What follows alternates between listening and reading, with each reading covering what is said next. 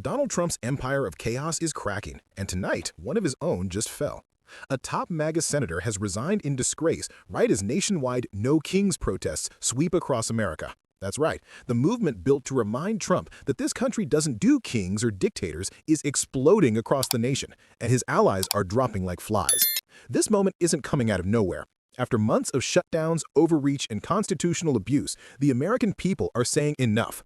Trump has treated the presidency like a throne, rewriting laws, silencing critics, and even detaining citizens like political prisoners. The No Kings movement is the backlash. And to understand why it's catching fire, let's start with this. But we also know there's a ProPublica investigation that more than 170 Americans have been detained by ICE, with 20 held for more than a day without being able to contact their lawyer or a loved one. And that's what the No Kings protest is about. Donald Trump says, I'm not a king. And yeah, we get it. You're not a king. You wish you were a king, and you're running this administration as if you should have those kinds of rights. The lack of respect for the Constitution and the laws of this country are astounding. And Trump even told Kristen Welker when he was on Meet the Press a few months ago that he didn't know if he had to uphold the Constitution. And in preparation for today's show, I just wanted to go over a few of the things that people who are going to be out there on the streets peacefully protesting are upset about. Starting with the basics, signing an executive order to do away with birthright citizenship, which is literally in the Constitution, sending troops into blue cities. Oh, you mean unilaterally implementing tariffs, which Congress gets to do.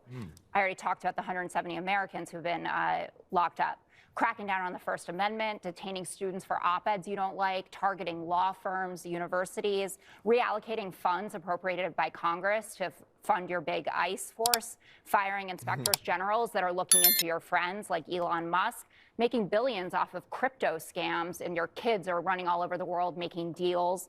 And the Trump administration has defied 1 in 3 judges that have ruled against him. And you're seeing that from judges appointed up from Reagan up to Donald Trump that are saying absolutely not, you are breaking the law in taking some of these actions. Every line of that report is another example of Trump trying to crown himself king, rewriting the rules, breaking the law, and daring the courts to stop him.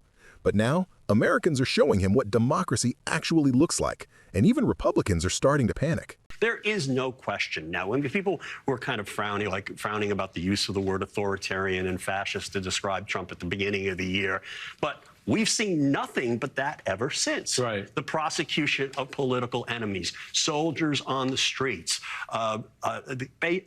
everything that you read about in, the attempt to divide, demonize the enemy, calling them, terrorists, calling people who are just marching in the streets terrorist supporters, and Antifa and Hamas and all that stuff. And you see, it is really, really insane. And what they're trying to do with all these lies, I mean, these people, I mean, that's one of the problems that leads to authoritarianism, is that you have a bunch of people who are lying liars who lie, and they continue to lie. Authoritarianism always begins with lies, but it ends with collapse. And right now, that collapse is happening inside Trump's own movement.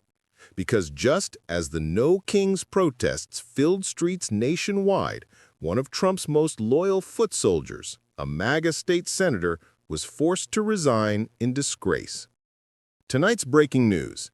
Vermont State Senator Samuel Douglas, a die-hard Trump ally, has abruptly resigned after being exposed for participating in a private online group filled with racist and anti-Semitic messages.